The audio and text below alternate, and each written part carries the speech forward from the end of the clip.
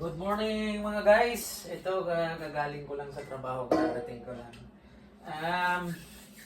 Medyo puyat pa tayo pero sulit naman kasi bukod sa nakatapos tayo ng trabaho natin sa Magdamag, mayroon akong isang kaibigan na napakabait. Nagbigay sa akin ng isang kalabasa.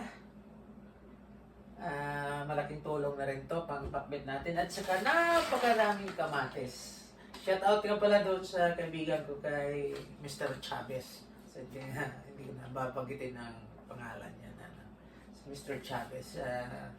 Tatrabaho sa hospital din. Kasama ko siya minsan sa warfare and then minsan nag-care siya. So, malaking pagpasalamat ko ito kasi malaking tulong to sa akin kasi araw-araw.